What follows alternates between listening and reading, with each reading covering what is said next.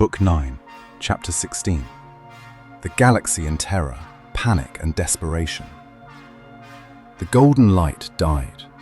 On the orbital city of Xylos Prime, once a symbol of vibrant collaboration, multi-species families screamed as the news channels flickered, showing Centauri Prime's horrifying unraveling. Trees withered, water simplified to inert gas, and geometric patterns of dissolution spread across the planet. Panic, raw and visceral, erupted. Interstellar communication networks, the very backbone of HGA unity, began to systematically fail. Entropic signatures, precisely deployed by the architects, corrupted data streams, replacing vital emergency broadcasts with static, or worse, with chillingly distorted images designed to induce paranoia. Interstellar travel lanes, once bustling with exploration and trade, became choked with fleeing civilian vessels, their FTL drives sputtering with inexplicable temporal glitches. Local HGA services, overwhelmed and demoralized, crumbled under the weight of sheer desperation.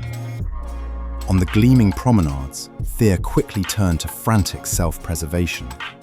Human colonists, once integrated, eyed alien neighbors with dawning suspicion, fueled by the architect's pervasive psychological attacks. The carefully built tapestry of interspecies unity began to fray, then violently tear. Whispers turned to accusations. Collaboration devolved into desperate hoarding.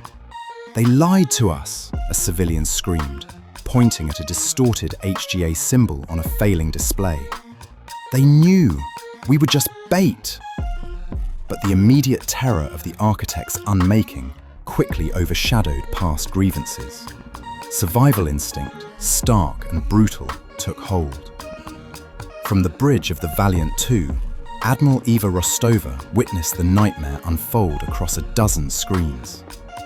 Her guardianship division was now a lifeline in a drowning galaxy, coordinating impossible mass evacuations from multiple, simultaneously failing worlds. Her ship, once a patrol vessel, became a refugee transport, its cargo holds overflowing with terrified, silent masses. At a chaotic spaceport on New Elysium, Rostova personally directed landing shuttles.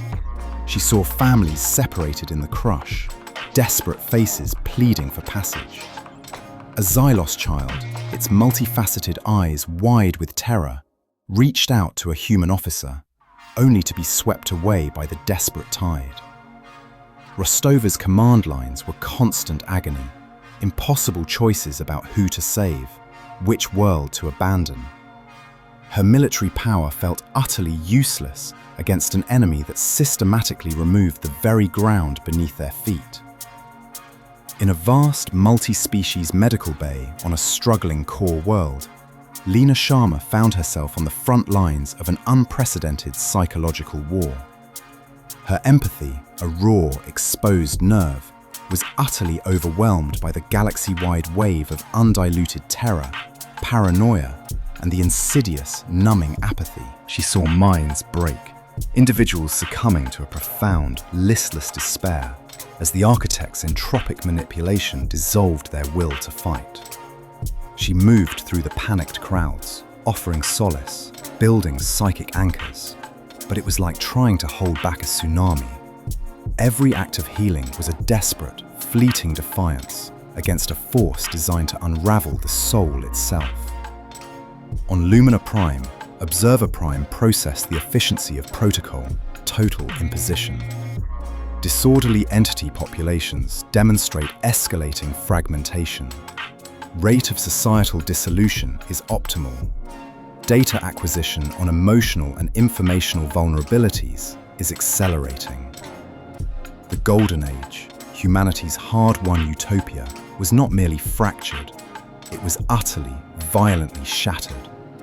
The galaxy was in terror, its people scattered, its order collapsing under the systematic, silent advance of the architect's purification.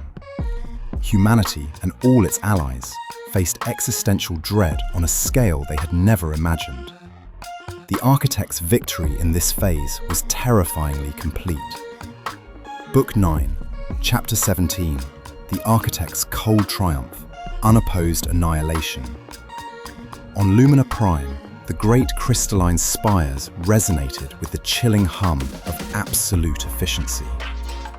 The Architect's collective, a vast, unified consciousness, processed the deluge of data streaming from the dozens of Human Galactic Authority worlds, now caught in protocol, total imposition, a systematic unmaking that had recently begun.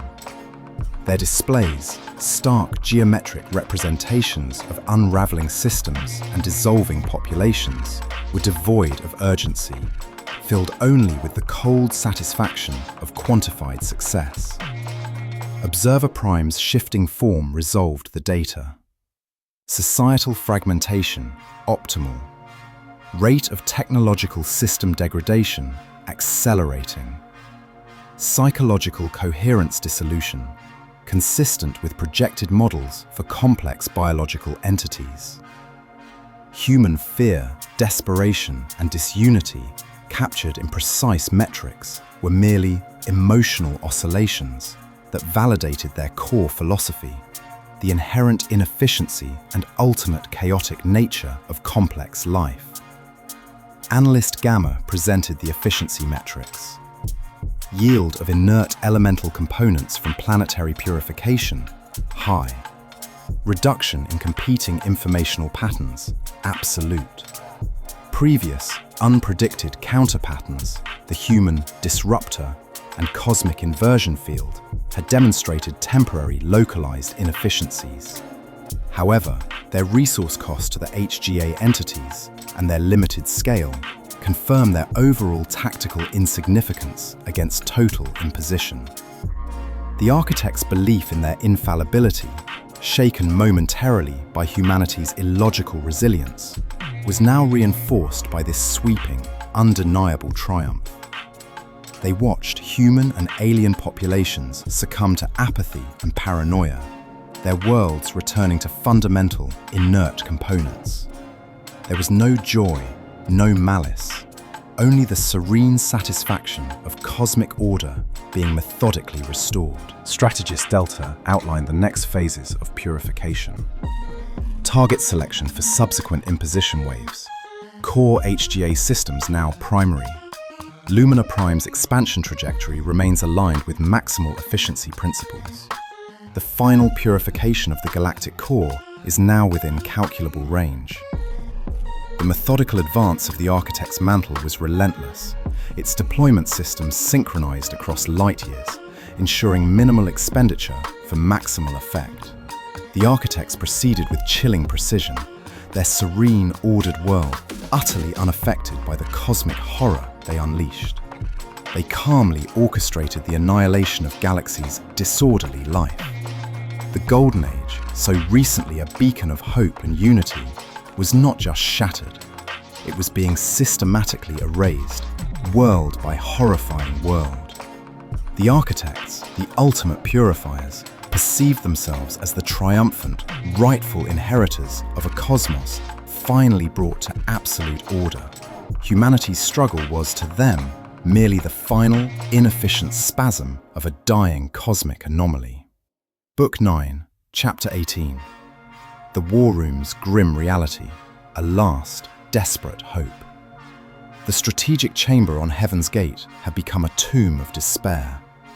Holographic displays, once vibrant with galactic data, now showed nothing but red, symbols of lost worlds, overwhelmed fleets, and populations systematically unmade. The Architect's protocol, total imposition, was an unstoppable tide of chilling, methodical annihilation. General Armitage, his face a mask of profound defeat, slammed a datapad onto his console. They're gone. Centauri Prime, Xylos Prime, New Elysium, dozen more systems. No resistance, just unmade. Our fleets are shattered. The Entropy disruptor is effective in surgical strikes, but it's overwhelmed by their scale. We can't hold a single star system against them. He detailed the horrific speed of the Architect's advance. the utter failure of every HGA defense. Lyra Chen, her voice hoarse from constant command, appeared via remote link, her eyes haunted. The Paradox Blade escaped, barely, but we witnessed entire Angel dreadnoughts unraveling, their crews succumbing to apathy as their ship's logic dissolved. Their entropic fields are too vast, too refined. We can't physically stop this. Dr. Aris Thorne and Marko Petrova, slumped over their consoles, confirmed the grim prognosis. Their mastery of controlled entropy is absolute, Admiral, Thorne rasped. Our disruptor merely creates temporary pockets of chaos. They reimpose order too quickly. Our understanding, while growing, is insufficient against their scale of application. Marko merely nodded, his technopathic senses reeling from the omnipresent wave of logical dissolution. Ambassador Valerius watched the live feeds of panicked mass migrations, of interspecies trust dissolving into fear and accusations. The galaxy is collapsing, Admiral. Societal cohesion is gone.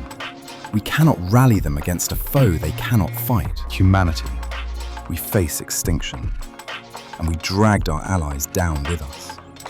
Maeve O'Connell covered her face, her empathy a raw, exposed nerve, overwhelmed by the galaxy-wide scream of terror, despair, and profound disillusionment. The golden age is over, she whispered. The lie, it bought time, but it cannot win this war. They are unmaking our very will to exist. Jian Li, the iron will of humanity, sat motionless, her gaze distant, reflecting the total defeat. Every strategy, every weapon, every sacrifice had failed. The architects were unstoppable. Humanity's final desperate options spiraled before her. A futile, glorious last stand on Earth. A desperate, species-wide retreat into uncharted void that promised only prolonged death. Or something else.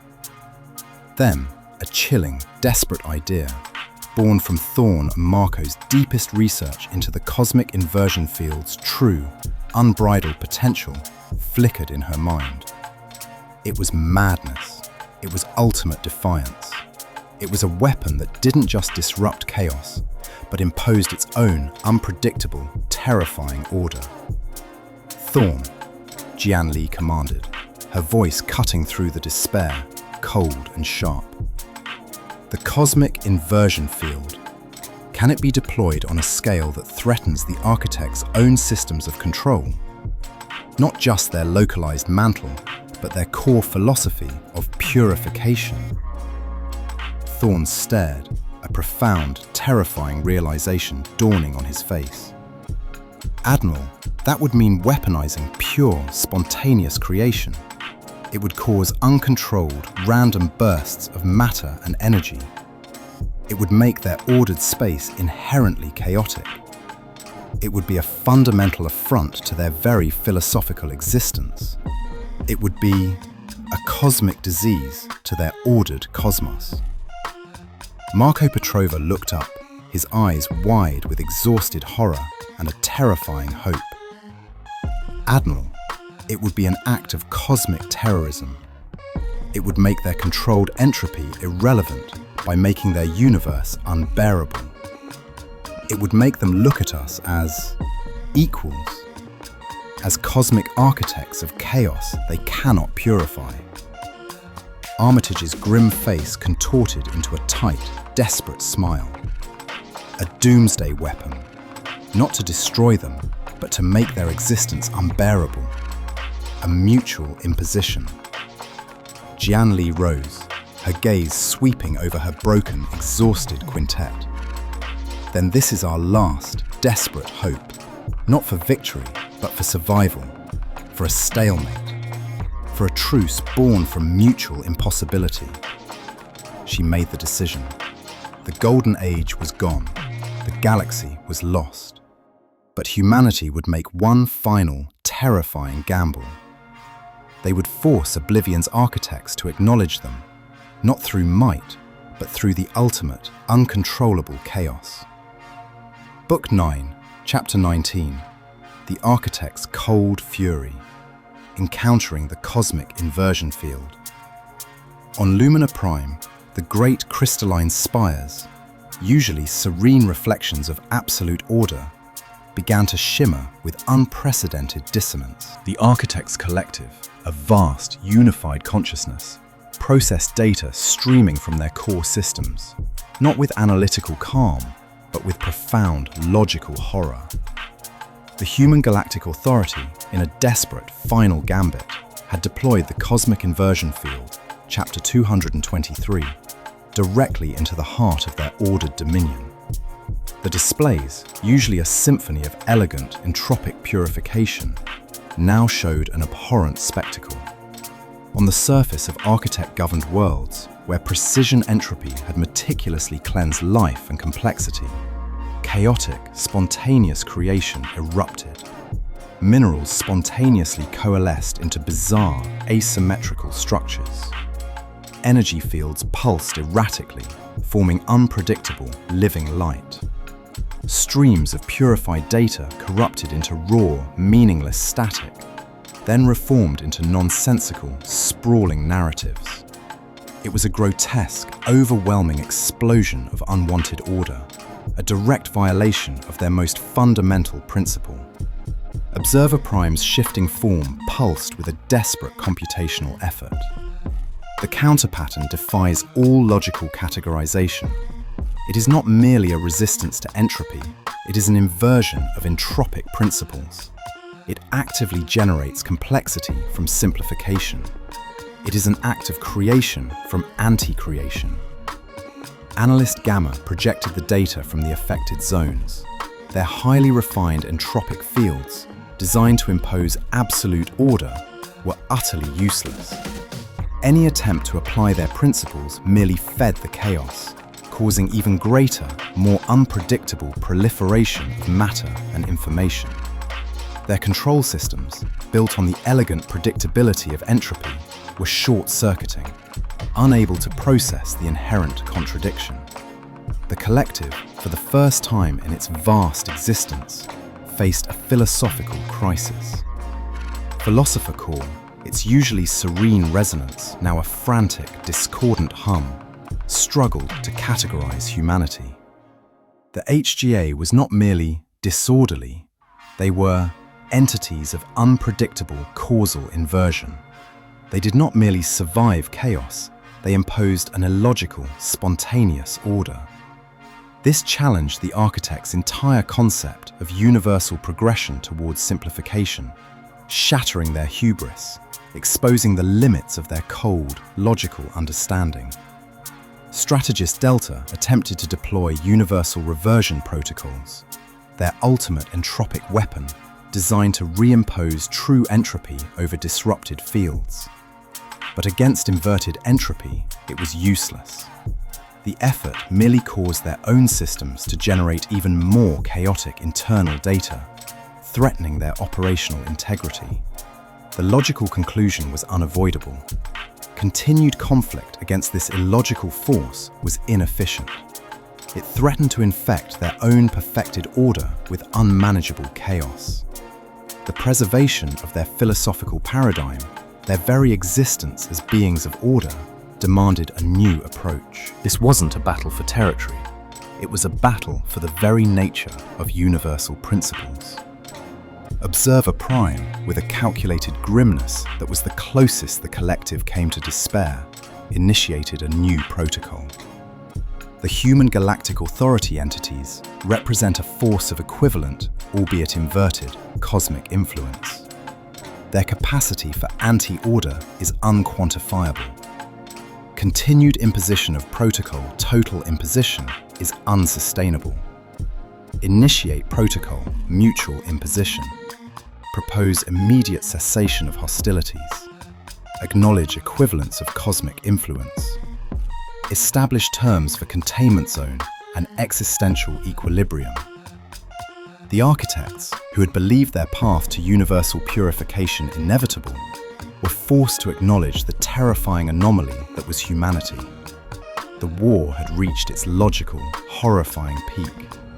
and the Masters of Oblivion now sought a truce, not from weakness, but from the chilling recognition of a mutually destructive paradox. Book 9, Chapter 20. The Chosen Few. Aftermath and unimaginable cost. The air aboard the Inversion Blade was acrid with the smell of ozone and burnt metal, thick with the phantom scent of unraveled reality. The Devil Fleet Scout, humanity's ultimate spearhead, was a wreck, its interior a twisted labyrinth of sparking conduits and groaning bulkheads. It drifted silently in the profound, unsettling stillness where Human Prime's core systems had once been. A void now filled with the horrifying, unpredictable manifestations of the Cosmic Inversion Field. Lyra Chen, commander of the Inversion Blade, was the first to stir. Her body screamed in protest, every muscle ached, but her mind, honed by decades of command, cut through the pain. Her eyes scanned the devastated bridge, flickering consoles, shattered displays, and her crew, the chosen few, slumped in their seats, unconscious or barely clinging to consciousness. They were alive, miraculously. "Damage report," Lyra rasped, her voice hoarse, her words barely audible above the ship's dying hum. No response. The onboard AI, a specialized Archangel subroutine, was offline, overwhelmed by the paradox it had helped unleash. She dragged herself to Marko Petrova's console. His hands, still twitching from residual energy, were fused to the controls, his face pale and clammy. His technopathic connection to the inversion field had been absolute. As Lyra worked to disconnect him, she felt it, a profound, terrifying resonance. Marko was seeing reality as a raw, unstable paradox. His mind, the bridge to this impossible weapon, was reeling, struggling with moments of spontaneous data generation, random thoughts coalescing into meaning, then dissolving. He was muttering disconnected phrases. Order, unraveling, spontaneous creation. A soft whimper drew her to Kaelen Rourke. He lay strapped in his seat, his eyes wide and unfocused, tears streaming down his face. His precognition, stretched to witness the fundamental defiance of universal law, had been shattered by the sheer, unbridled chaos of inverted entropy. He was trapped in a loop of terrifying, contradictory visions. Worlds spontaneously forming, then dissolving.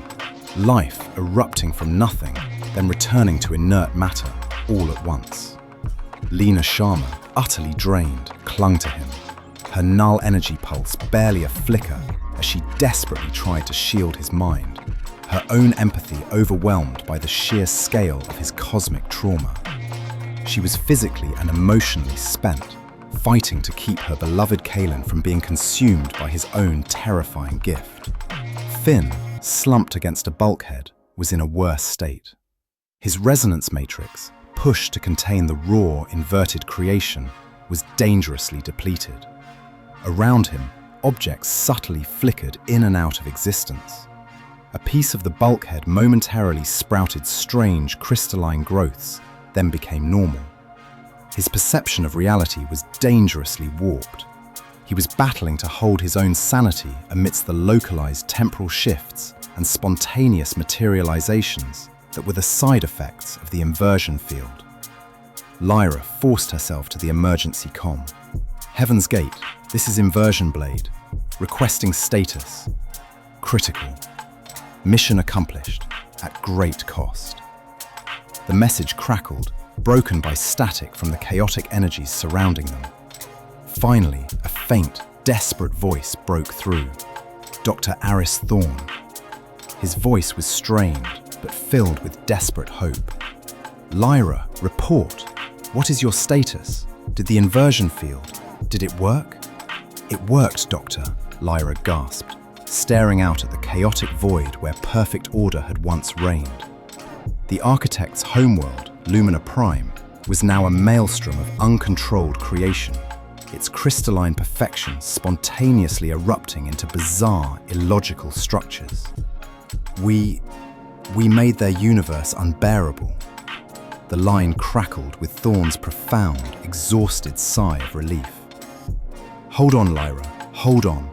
We're initiating contact. They're willing to talk. The truce, it's happening. Lyra slumped, a wave of profound exhaustion washing over her. They had done it. They had forced Oblivion's architects to their knees. But at what cost? Her crew, the chosen few, were alive, but profoundly altered, survivors of a cosmic act that had redefined their existence. Their future, in a galaxy now poised for a desperate truce, was as unknown as the chaos they had unleashed.